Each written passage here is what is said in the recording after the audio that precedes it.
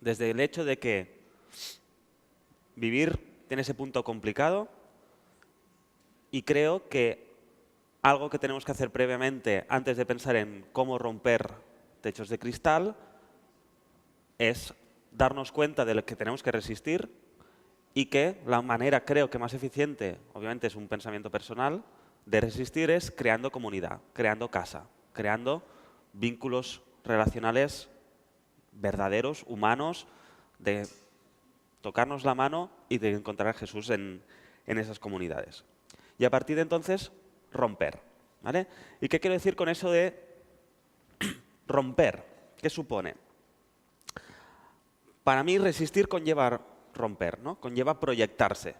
Si tú resistes, ya el hecho de resistir ya te lleva a romper, porque ya estás cambiando alguna cosa. Pero creo que como comunidades, si realmente nos creemos el reino de Dios es totalmente fractura. El reino de Dios es antisistema. Entonces, ayer hablábamos en el taller de Manel, ¿no? ¿Qué gran revolución se tiene que hacer hoy en el siglo XXI, después de las grandes revoluciones del siglo I, del siglo XVI y del siglo XIX, ¿no? Que digamos que son los estandartes, ¿no? Siglo I, cristianismo, siglo XVI, protestantismo, siglo XIX, adventismo, ¿no? En el siglo XXI, ¿qué podemos romper nosotros como comunidades? No sé si estáis de acuerdo conmigo, pero creo que se necesita romper con algo. Estamos en una dinámica que no nos está siendo positiva, sobre todo aquellos que nos creemos el Evangelio. Cuando nos creemos el Evangelio, no sé, yo tengo la sensación que tenemos demasiadas charlas diciendo esto no va bien, hay que hacer algo, etc., y nunca hacemos nada, ¿no?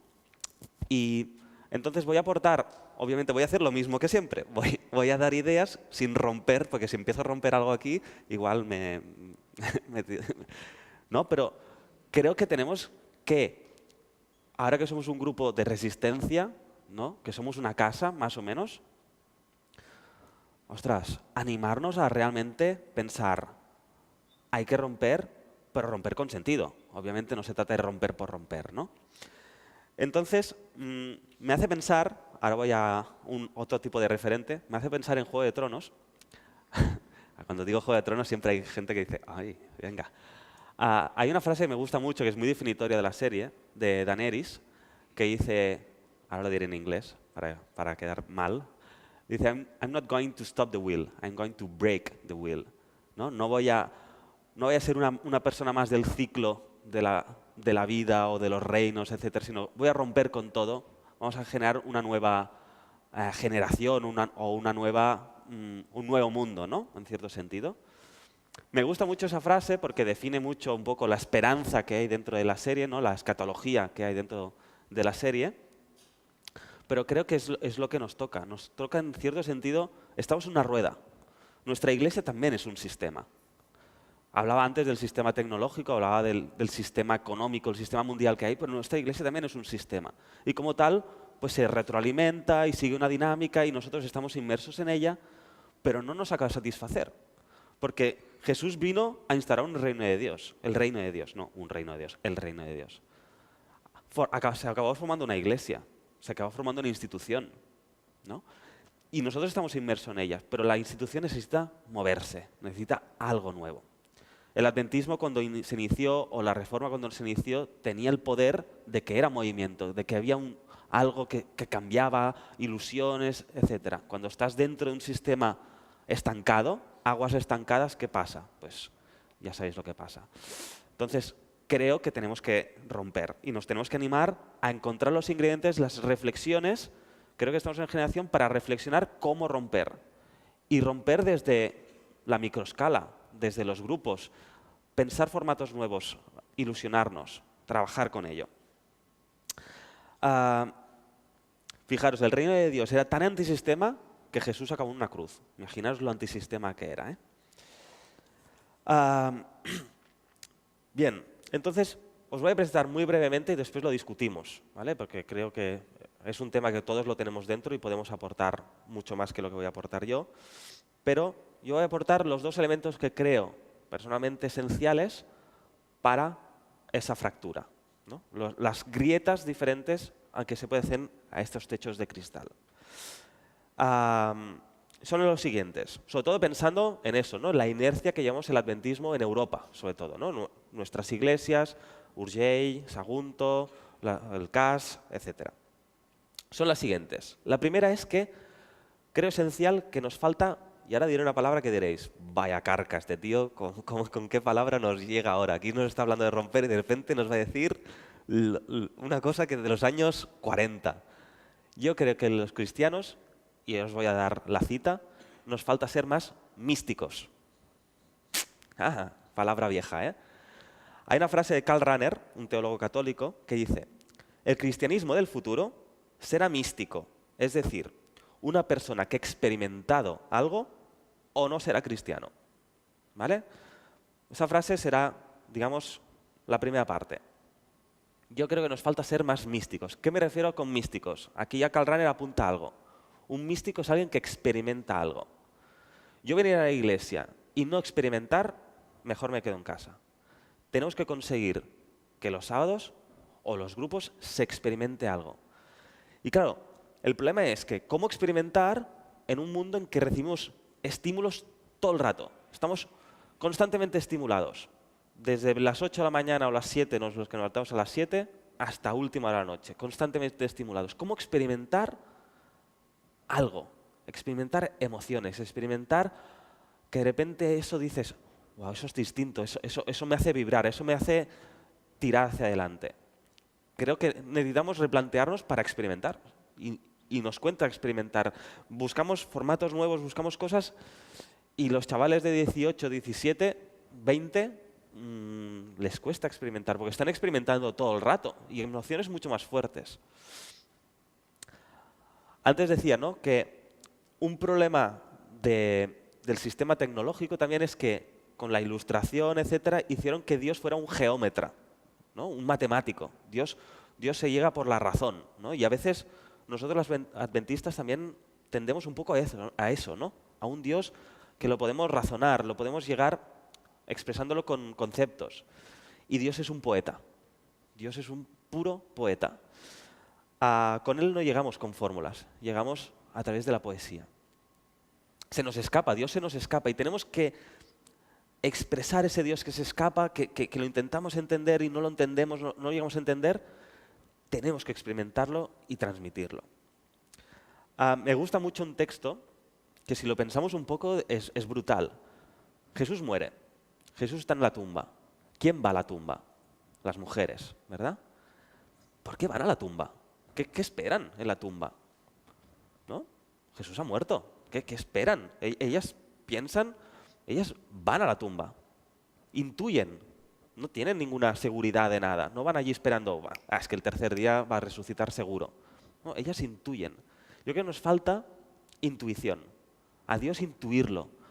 A veces ese silbo apacible, ¿no?, de Elías, intuirlo. Y eso es místico. Hay los grandes místicos españoles, San Juan de la Cruz, etc. Yo creo que nos enseñan mucho. A Dios no expresarlo con grandes conceptos, con una doctrina, unas normas. Dios es algo brutal. O sea, Dios es decir que hay algo más allá de estos asientos, de cada uno de nosotros. Hay algo. Y eso es brutal, ¿no? ¿Cómo encontrar círculos donde ser místicos? Donde orar no sea un ritual, no sea vamos a dar estas palabras y las vamos a ordenar de esta manera con palabras que queden bien para la comunidad, etcétera. No. Orar a veces, a lo mejor no diciendo nada. Orar expresando tus miserias. Orar llorando, ¿no? Nos falta a veces como que todo tiene que ser muy racional, etcétera. En eso los evangélicos a veces nos llevan muchas victorias, ¿no?, en eso. Pero bueno, yo creo que es algo importante. Nos falta también parar, experimentar a Dios en el silencio, en el no quiero hacer nada más, ¿no? A veces somos muy Marta y poco María, ¿no? Y estamos siempre haciendo cosas, programas. Parar, irnos a la montaña y no hacer nada. Experimentar a Dios en el no hacer nada, en el silencio, en la soledad, me salía solitud. Yo creo que esa es una parte importante. Renovar el místico, ¿no? El místico no es ese que tiene unas ideas muy estrafalarias, etcétera, ¿no? El místico es aquel que es capaz de experimentar a Dios en el silencio, en el parar. Y el otro ingrediente es obvio, ¿no? Pero creo que van de la mano. Ser místico, espiritual, profundo, lecturas. No hace falta leer muchas cosas, pero que las lecturas te aporten esas palabras nuevas con las que puedas experimentar ese Dios extraño y misterioso que está ahí arriba, ¿no? Y la otra, es obvia, es tener una misión. Si no hay una misión, no se puede romper. Si queremos romper con el sistema, si queremos realmente vivir el reino de Dios hoy con nuestra casa, con nuestra gente, tenemos que tener una misión muy clara. Y creo que la misión Jesús la deja muy clara. Le dice a los discípulos, fijaros que le dice a los discípulos cuando llevan poco tiempo con él. Le dice, no, chicos, esto de estar aquí todo el rato conmigo y que yo saque las castañas del fuego no va así. Vosotros, venga, a misión y hacer discípulos también vosotros, ¿eh? Vosotros también podéis bautizar, vosotros también podéis convertir y predicar. Jesús pone enseguida a los discípulos con una misión. Los discípulos no están allí calentando banco, están en misión, trabajando. Yo creo que en este mundo una de las cosas más importantes que podemos hacer es curar al otro. Muchos de vosotros, algunos sois muy amigos míos, me habéis curado muchas veces. Y eso es lo más grande que podemos hacer, curar a los demás. Si somos una comunidad que curamos a los demás, unos demás que gritan, porque a veces gritamos sin gritar, ¿no? Hay veces caras que gritan y en la iglesia las detectamos, caras que están gritando.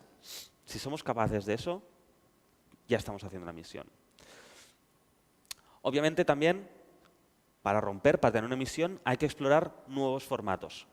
Hay que crear, hay que no pensar, bueno, con lo que ya está hecho ya podemos tirar, no. Hay que generar nuevas ideas. Estamos ahora en una época muy creativa, pues hay que aprovecharla. Nuevos formatos, una zumería en Madrid, cualquier cosa, nuevos formatos. No podemos, el formato iglesia con bancos unidireccional del siglo XVI, o bueno, anterior, ¿no? En realidad. El formato de una iglesia en que la puerta sea como una barrera imposible de penetrar, no nos ayuda en nuestra misión de hacer discípulos. Porque la misión es hacer discípulos, la misión no es convertir, no, la misión es hacer discípulos. Hay una cosa que siempre me ha dado mucha rabia, es que estamos separados del mundo, ¿no? A veces la típica frase de decir, no, los del mundo, no. Nuestra misión es estar más vinculados que nunca en el mundo. Vinculados para servir, para iluminar si hace falta, para dialogar, etcétera, ¿no?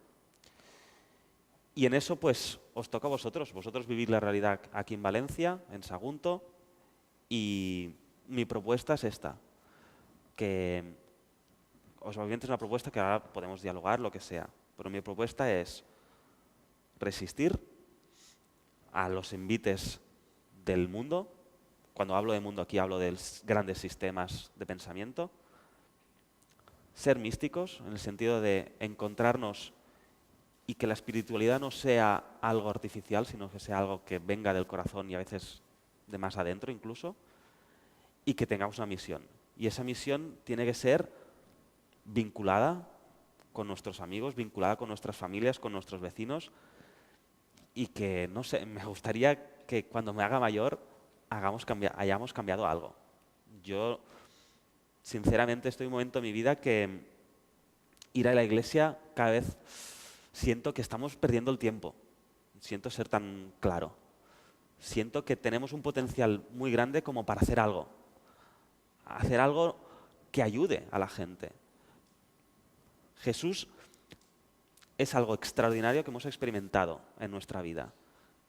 Jesús es sanidad. Jesús es sentido de la vida. Un sentido que nos ayuda a caminar, que nos ayuda a que no nos ahoguemos. Y ayudar a que seamos una mano para que otros no se vuelvan a ahogar o que algunos no se lleguen a ahogar, no sabemos lo que podemos llegar a hacer. O sea, solamente salvar a una persona ya es brutal. Porque una persona es una brutalidad, es una persona. Y nada, simplemente animaros a que hagamos algo y que nos ayudamos los unos a los otros, aunque sea a distancia, que creemos cosas y que cuando las creemos, pues los otros podamos enriquecernos de eso. Y con eso ya he querido resumirlo un poco más, porque entiendo que es mucha paliza a estas horas de la mañana. Y gracias por estar allí. Vale, gracias.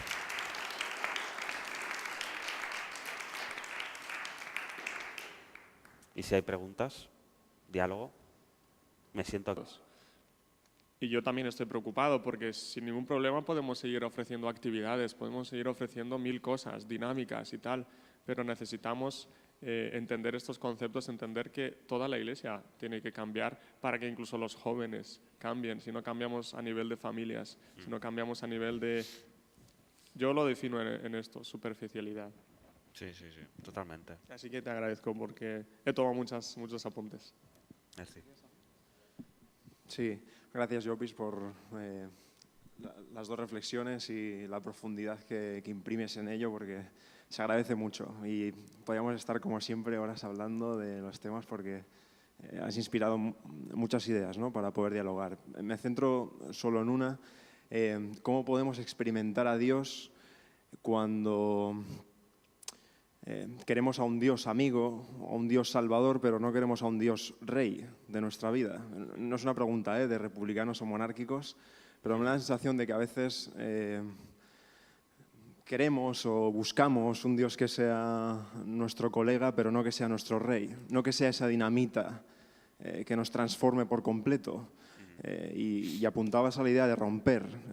El Evangelio rompe y el Dios que nos propone la Biblia también rompe en nuestra vida, no nos deja como está, ¿no? Entonces, ¿cómo podemos experimentar esa dimensión mística o el nombre que queramos llamarle trascendente de Dios cuando muchos de nosotros o muchas de las personas que nos rodean solo plantean a un Dios como un amigo y no como un rey que transforme y que sea el que ocupe el trono de tu vida? Sí, es que la imagen de Dios que nos hacemos muchas veces... No se oye, ¿no? Pues sí. ¿No hoy? Igual.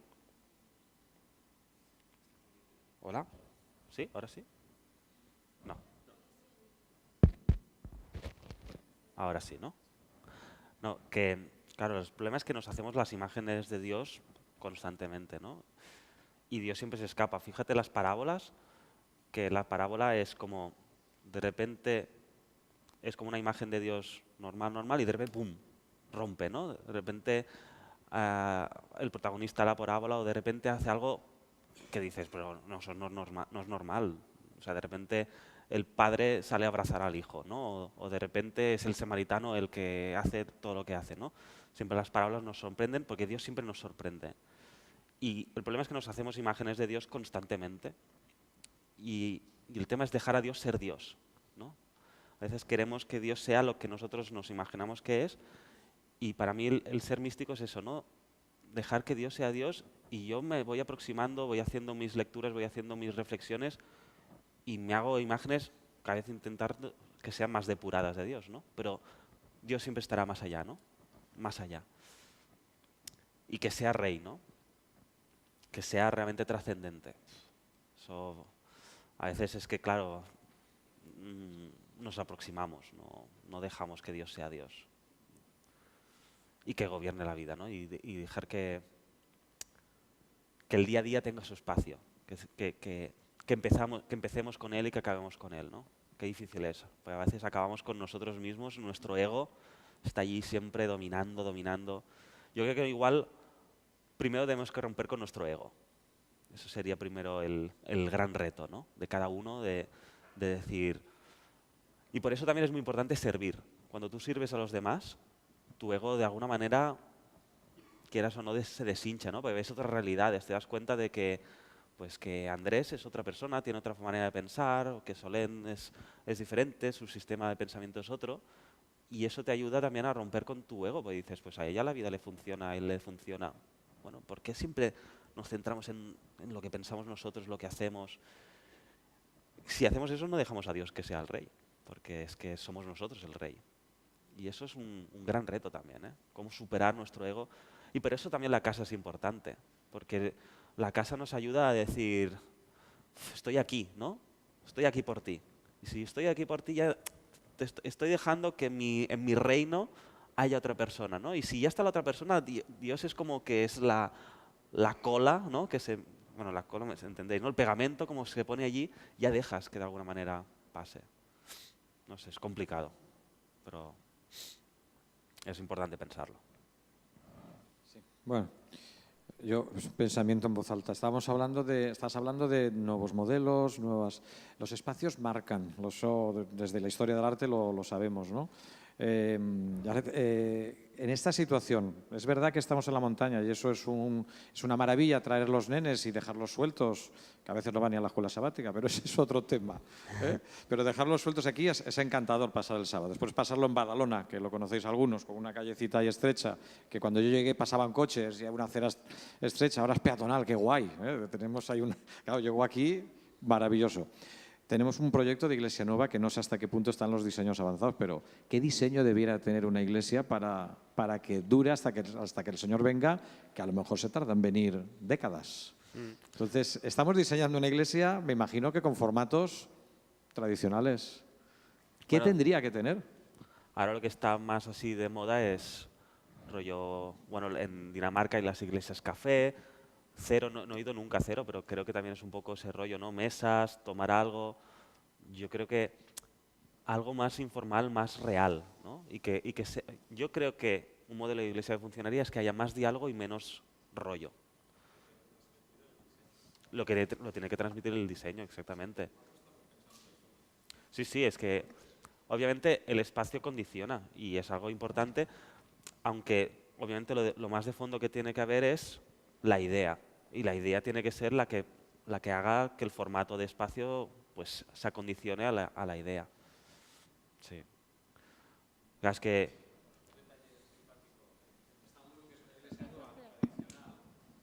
Pero en el hall tenían un trozo lleno de butaquitas, ahora ya no pienso en los jóvenes, un hall lleno de butaquitas que digo, ¿y esto?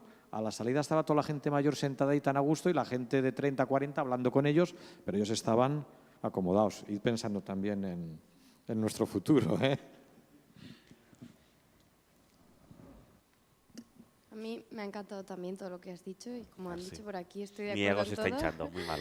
O sea, que has sido muy productiva, pero me quedo con una cosa también que has dicho y ha sido, a ver, y entendedme, es que a veces cuando venimos a la iglesia es como no perder el tiempo, porque creo que venir, juntarnos con la gente que cree lo mismo que nosotros es muy útil, pero ¿qué estamos haciendo? Porque hay muchos dones y sobre todo aquí en el CAS yo lo veo, que es que hay un potencial grandísimo y hacemos programas súper chulos, pero que son bestiales, que a lo mejor tú te vas fuera y te vas a un teatro y dices, si es que no tiene la mitad de calidad de lo que hacemos aquí. Hablo del CAS porque es donde estoy.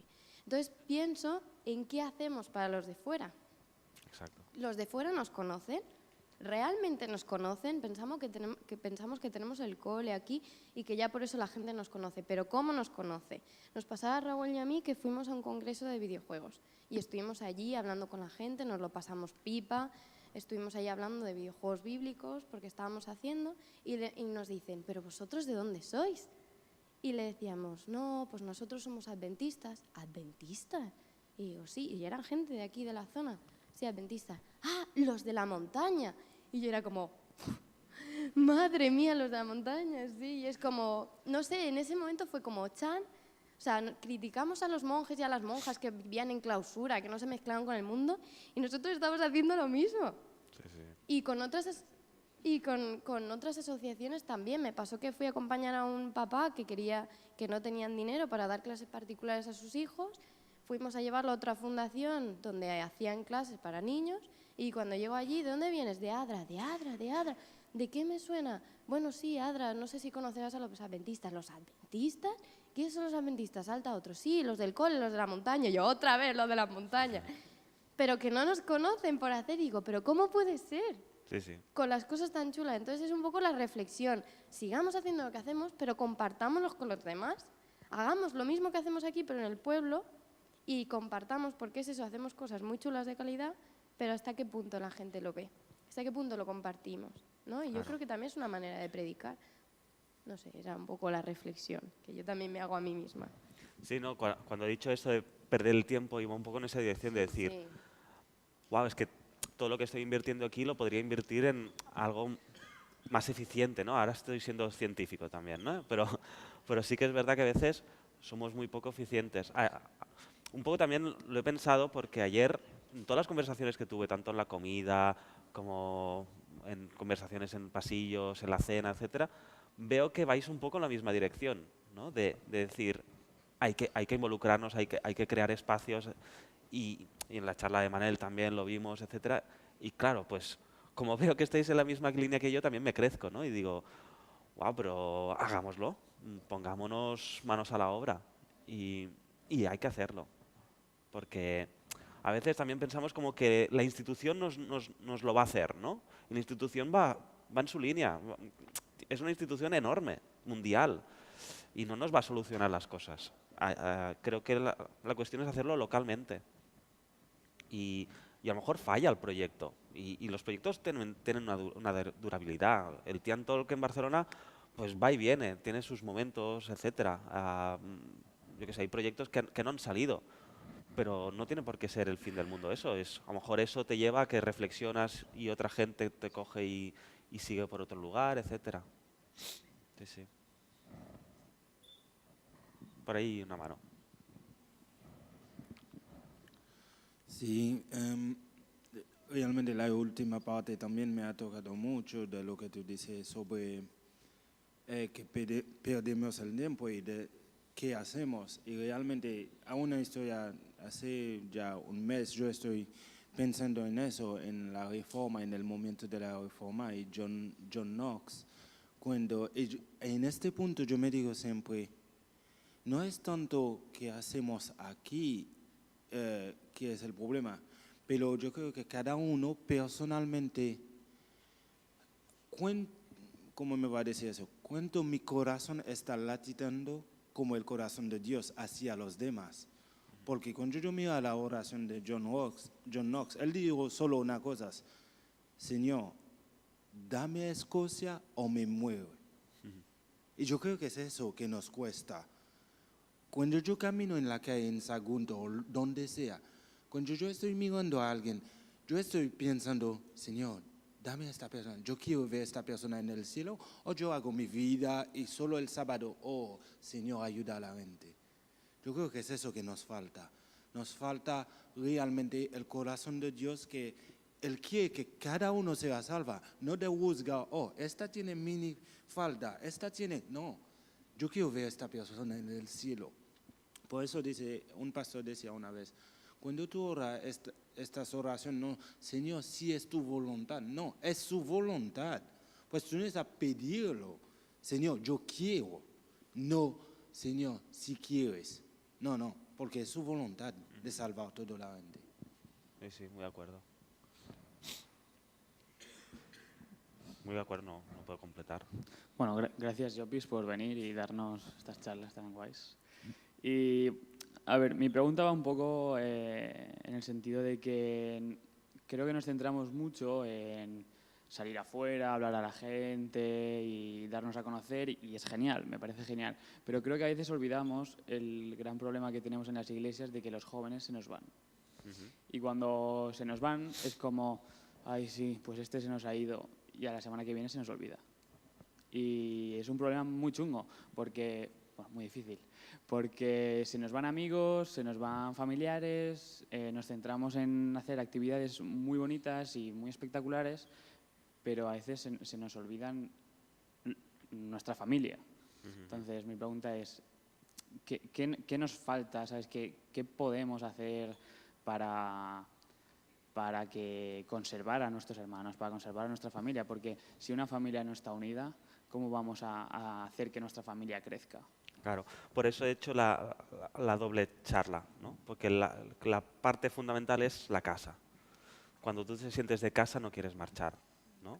El hijo pródigo marcha, pero como la echa de menos, ¿eh? Cuando las cosas van más o menos mal, porque era su casa, ¿no? Cuando Cuando tú estás en la iglesia y no es tu casa, te marchas y no, cuando de repente te viene el desastre y comes lo que no se comen los cerdos, no pienses en volver a casa, pienses en otras cosas, ¿no? A veces las personas tienen las dinámicas que tienen, los momentos y las necesidades, pero creo esencial en que la comunidad sea casa. Y casa es muchas cosas, ¿no? Sabéis lo que significa casa, ¿no? Es un concepto que impregna en muchos aspectos. Y eso es lo que hay que crear. Cuando tú creas eso, obviamente no puedes impedir que otra persona se vaya, pero si una persona forma parte de tu casa y se va, te vas a preocupar por ella, ¿no? Y eso es muy fácil decirlo, ¿no? Pero igual las iglesias tan grandes, el problema es que todo está muy descontrolado, ¿no? A lo mejor te llamará un anciano que jamás ha hablado contigo y te va a decir, bueno, ¿por qué no vienes? Y ni siquiera ha hablado contigo, ¿no? Por eso yo creo que la microescala es la que funciona mejor, ¿no? Y, bueno, no sé. No. Es muy complicado, porque además la generación de los que tienen 18 20 años ahora, y lo he visto aquí, pasa mismo en Barcelona, tema doloroso. Tema doloroso porque tú crees que eso le puede aportar vida.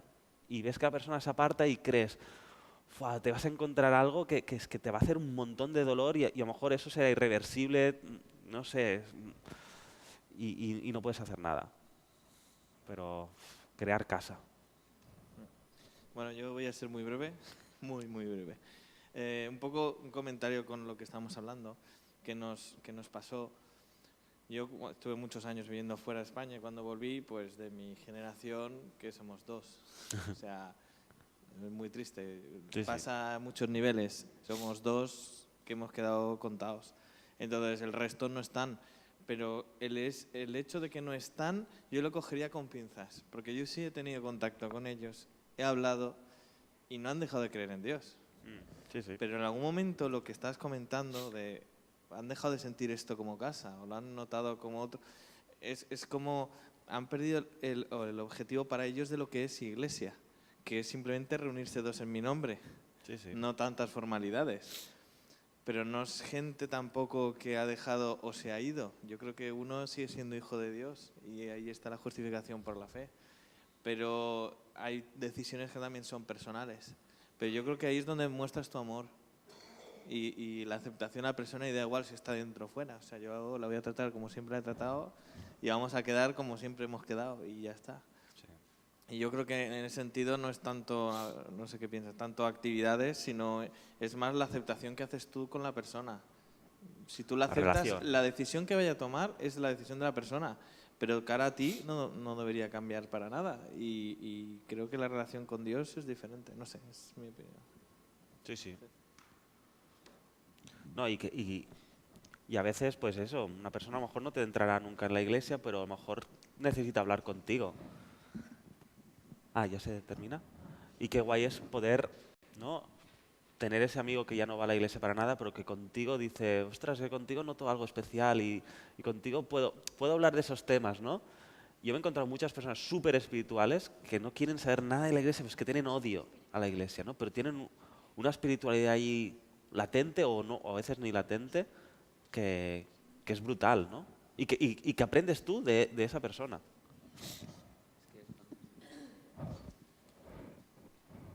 Damos un aplauso fuerte a Isaac. Ya está.